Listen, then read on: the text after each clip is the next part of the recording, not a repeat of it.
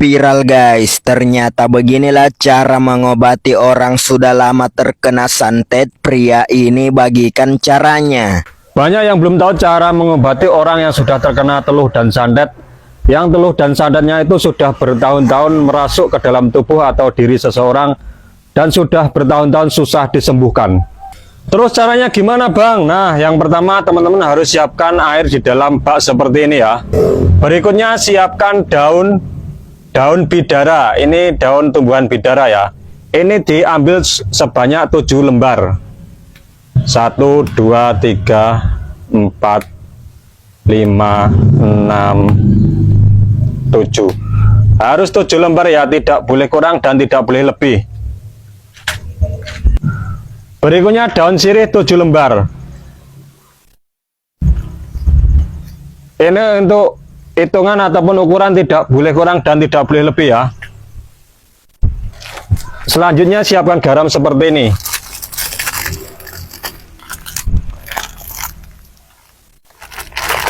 Kemudian tambahkan garam. Garam secukupnya saja ya, sekitar hampir 1 genggam. Nah, ini berfungsi ataupun berguna sebagai media ruqyah ya, untuk pembersihan diri bagi orang-orang yang sudah terkena teluh dan santet yang sudah bertahun-tahun yang susah disembuhkan ya.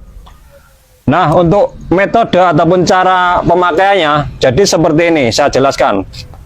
Nah, yang pertama, orang yang sudah terkena teluh dan santet harus wudhu terlebih dahulu ya, sebelum diruqyah dengan air ini ya. Jadi harus wudhu terlebih dahulu ya, harus dalam keadaan suci ya.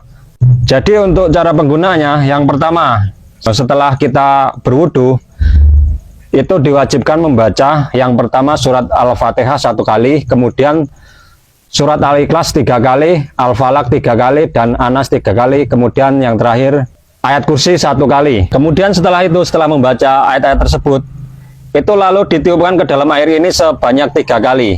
Nah, kemudian ini tinggal disiramkan ke tubuh ataupun diri seseorang ini sebanyak 7 kali ya, cukup 7 kali saja ya. Nah, dengan niat dalam hati kita niat ingin sembuh dan ingin terbebas dari teluh dan santet tersebut ya. Niatnya di dalam hati. Dan saat memandikannya ataupun saat mandi itu tidak boleh dalam kondisi telanjang ya. Dalam posisi telanjang tidak boleh, harus dalam posisi seperti ini ya, harus tertutup, tidak boleh dalam kondisi telanjang ya. Nah, kalau untuk orang yang mungkin sudah terlalu parah atau kronis, yang mungkin sudah tidak bisa membaca ayat tersebut ya, itu bisa melalui perantara, dan perantaranya itu harus keluarganya sendiri ya, tidak boleh orang lain. Caranya, kalau untuk keluarga sendiri, untuk yang sakit itu tinggal duduk saja, kemudian untuk keluarganya tersebut itu membacakan ayat ruqyah dengan cara dimandikan dengan air ini ya. Nah, sekarang itu kan masih banyak gus-gusan ya, gus-gusan ataupun dukun yang cara meruqyah seseorang itu dengan cara disentuh ya, padahal itu bukan muhrimnya ya, ataupun bukan saudaranya. Sebenarnya itu tidak akan berfungsi, cara ruqyah yang seperti itu tidak akan pernah berguna. Konsepnya itu yang salah ya, dengan cara menyentuh ataupun dalam kondisi telanjang itu tidak berfungsi. Nah yang benar itu dengan cara ini ya, itu yang memandikan harus keluarganya sendiri ataupun pihak atau saudaranya sendiri ya, tidak boleh orang lain. Nah, mungkin untuk teman-teman sudah paham ya cara penggunaannya ataupun cara pemakaiannya. Nah, dijamin dengan cara ini itu tidak perlu waktu lama, itu bakalan cepat sembuh ya.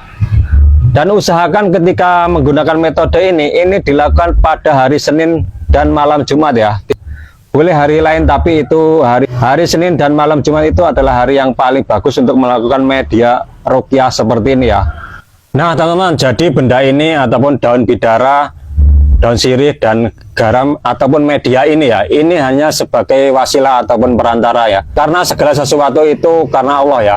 Jadi teman-teman, jika sembuh dengan cara ini bukan karena benda ini ya, yakinlah ya teman-teman ya.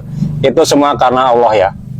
Oke, jadi kurang lebih seperti itu ya caranya. Wah, bagaimana nih menurut kalian guys?